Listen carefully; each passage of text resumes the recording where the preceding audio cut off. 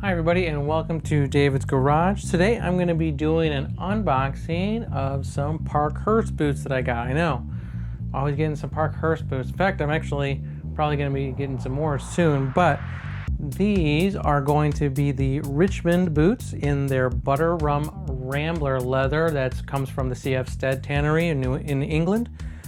This is also on their 618 last, so I really am excited to unbox this because I think this leather is really beautiful. So let's get started. See, those are the laces. You can see these come in their boot bags with their logo on them. All right, so here they are. These again, like I said, are the Parkhurst Richmond boots in Butter Rum Rambler on their 618 last.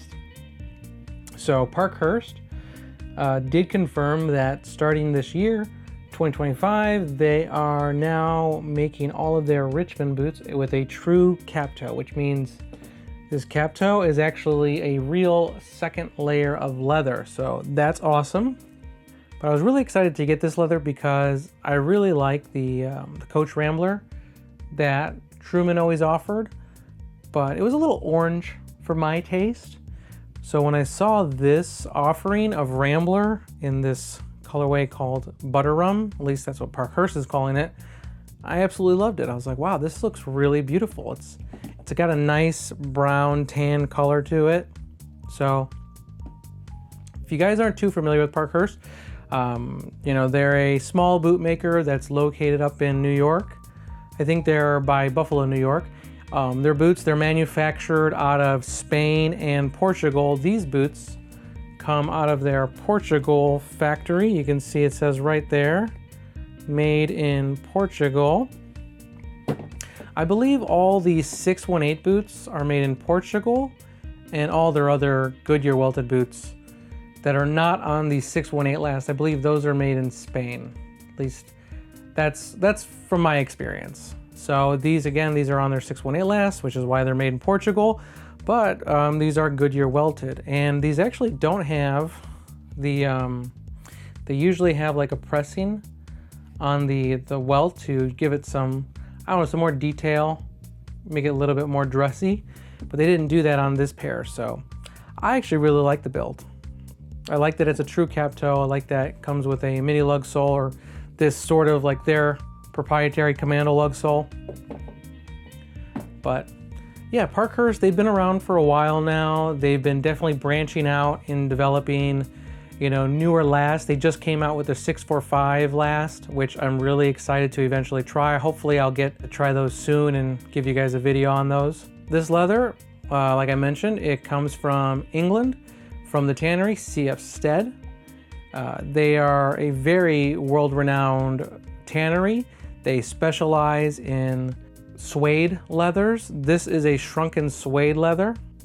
So on Parkhurst website, they say that this Richmond model is made with Rambler leather from the famous Charles F. Stead tannery in their Butter Rum colorway. Rambler is known for its depth of color and leather texture. Much like Kudu, no two pairs will be exactly the same. Since Rambler is heavily waxed, any boot wax or leather balm can be used to condition this leather over time.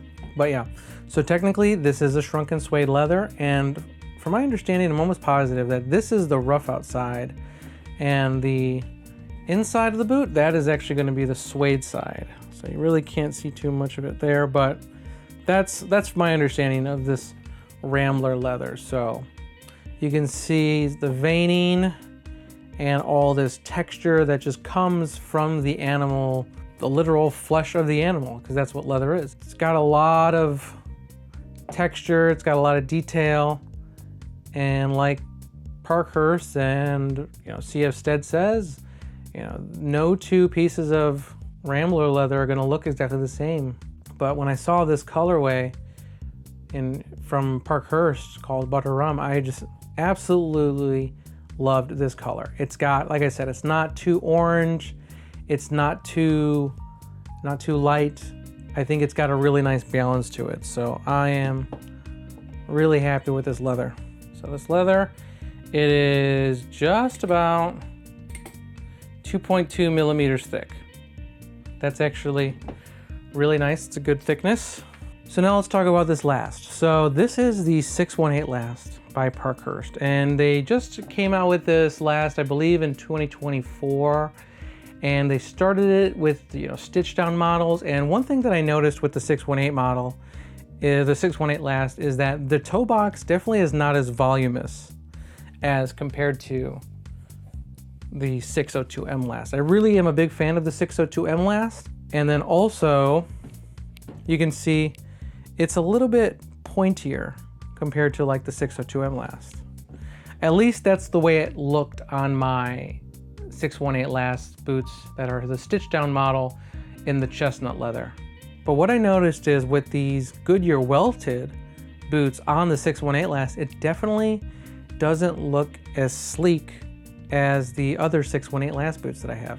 Now, I do have a pair of 618 last boots in the saddle waxy commander leather, and I really love those boots. And when I saw this Goodyear welted version, you know, I don't know why, it's just, it does not look as pointy. It doesn't look as sleek. I mean, obviously the second layer of leather helps because it's a true cap toe, so it definitely helps bulk up that toe box. But definitely, I'm liking the rounder, taller looking toe box. I definitely like that look more, even though, from my experience, the 618 last, it is roomy in the ball of the foot width-wise. It is slimmer in the heel, so it locks in your heel really nicely. But because the toe box is not as voluminous, you don't have a generous toe box like the 602M last. The 602M last, I love that boot because I really like it when my toes feel not open and free and loose, but obviously I would prefer a roomier toe box than a tight, slim, pointy toe box. I usually will stay away from slim, pointy toe boxes. So let's start with the construction of these boots. So these boots, these are Goodyear welted boots. These are 360-degree Goodyear welted boots compared to, say, like the Iron Rangers, which are only 270-degree. They only go around the boot up to here. But this is a 360-degree Goodyear welt. I believe all of Parkhurst's Goodyear welted boots are 360 degrees.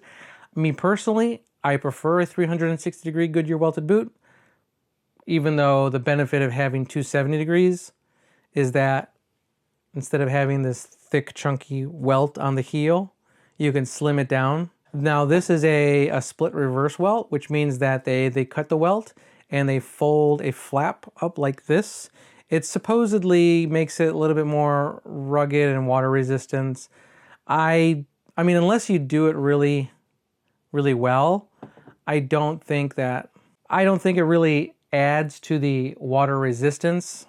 I mean, this flap of leather is really not going to do much to stop water, but it gives it a chunkier look.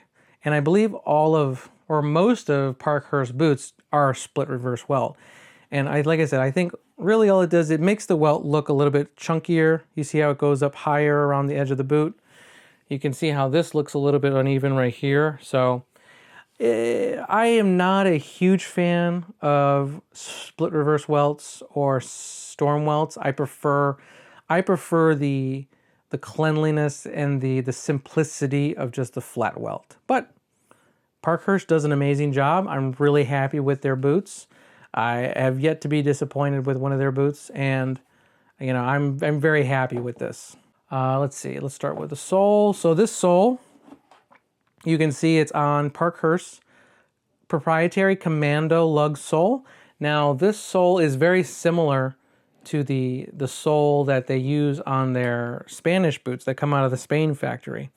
I think that this lug sole, you see how it has like this texture around the edge, and also you can see it's not a super tall luggy boot. Like the lugs are not that tall. I'm almost positive that this version of their Commando lug sole is only on their Portuguese boots that come out of that Portugal factory. It's just a little bit shorter, I think, to give it a little bit sleeker of a look from the side profile, just to add to the sort of dressiness. of the boot. Parkhurst, I'm almost positive that Parkhurst, they do use a steel shank. The shank is just to give support there over the arch that's not touching the ground right there.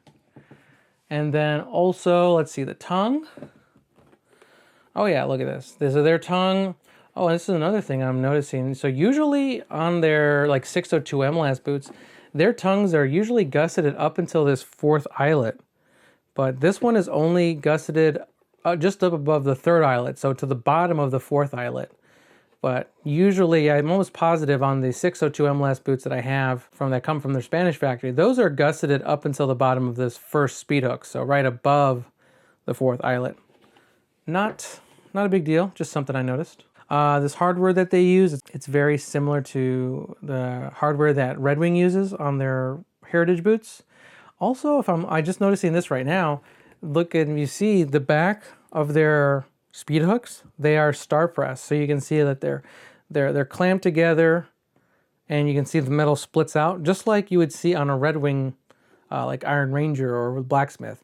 And so, you know, those these little bumps when the metal is split can sometimes dig into the leather of the tongue, and so it can prematurely wear out that area and eat away at the tongue. You know, because usually Parkhurst, maybe it's just on their Spanish boots, but on my other Parkhurst boots, I remember these not being star pressed, or they have like a metal backing, a smooth metal backing, so that way it covers up this jagged, sharp metal just to protect the tongue leather. But actually, they did a really good job, or whoever, the factory that built these boots did a really good job pressing this metal down, because it's definitely not as jaggedy or sticking up as like, say, like on my Iron Rangers. So they did a good job pressing this metal down. The heel counter that Parkhurst uses, I'm almost positive that they use a veg tan leather heel counter. You can see they have a single piece backstay, toe box. It does feel like it is structured. I believe they use a Celastic toe structure, but obviously this is also a true cap toe, which adds to the rigidity of this toe. They give you a pair of leather laces with these Butter Rum boots, and then they also give you these flat cotton wax laces. Let's see, you can see that inside the boot they have a half sock liner on the back part, of, like, you know, over this heel section, but then also their footbed is a full veg tan leather footbed, and they only have lining in the vamp. They have some leather lining the toe box. Okay, so this heel from the very top of the welt to the very bottom, let's see, this heel is just about 1.5 inches. And then if I measure from the bottom of the outsole to the very bottom of the heel, this heel is just under, well, actually it's exactly between 3/4 inch and 1 inch, so it's right in between that. But let's see, this midsole is, looks like it's just about 2 millimeters thick. And then if we measure from the very top of the boot to the very bottom of the heel, this boot is 7 inches tall. But if you went from the top of the leather here to the top of the welt, this boot is just over 5.5 inches. But let's measure from the inside. So from the inside, to the very top, this boot is just barely over 5 inches tall. What are my initial impressions of the build quality and the finishing? Well, looking at these boots, I think these boots are absolutely stunning. You can see a little bit of wonkiness here. You can see the stitching definitely finishing it up right there. Just didn't do the best job. Overall, I mean, for the value, these, and you know, I know Grant Stone is always talked about for their overall value, for the, you know, the cost and their build quality and their materials. I think Parkhurst is right up there with them, if not, you know, a little bit above Grant Stone in terms of value. The build quality of this boot, absolutely stunning, absolutely what I would expect from Parkhurst. I'm really, really happy with them, really satisfied. I think this leather is beautiful. I can't wait to start wearing these and beating these up. You know, I think this is absolutely awesome. All right, let's try them on. All righty, so here they are. Butter Rum Ramblers. The Richmond boot on the 618 last from Parkhurst. These fit me perfectly. Honestly, I think these might fit better than my first pair of 618s. I'm not sure if they adjusted the last, but no, they probably didn't. It's probably just in my head. But these fit perfectly. Definitely not as voluminous, like height-wise. It doesn't have, you know, the most room compared to like other more like Munson style boots, like, I don't know, like the 20 last from Truman, or even the number 8 last from Red Wing on the Iron Ranger. It's not the longest boot, like my toes are like right there on the edges, but they're not rubbing against the edges. But if I wiggled my toes and pushed my feet around, I could easily like press against the sides. So again, it's not the roomiest toe box, but I think that what Parkhurst is trying to do with the 618 last is they're trying to go more on the dressier side of casual heritage boots. And I really like this build. I think the boots look great. I wasn't worried about the sizing at all. Arch support, just like your normal service boot, nothing special. But the overall comfort, I will say, I just love the out-of-the-box feel of Parkhurst boots, probably better than any other boots. Now obviously, their break-in isn't super bad just because they don't have the thickest leathers. This Butter Rum Rambler, it definitely does feel pretty stiff, but it's a suede, it's a shrunken suede, so I don't really imagine the break-in for this leather being too bad. I've never had issues breaking in the footbeds for my Parkhurst boots. These boots feel great, they fit great. Not the most roomy last from Parkhurst. I prefer the 602M last from Parkhurst, just because the 602M last, in my opinion, has a longer toe box and a taller toe box, whereas these boots, I feel like the 618 last, it's not as long, but I will say the 618 last boot, it is wider in the ball, so you get more room width-wise, and it's, I think, a little bit slimmer in the heel, so it locks in your heel better. So, you know, pros and cons to both, but my preference is the 602M last. But let me know what you guys think. Do you guys think these look different or better than those 618 last boots that I got in the chestnut leather?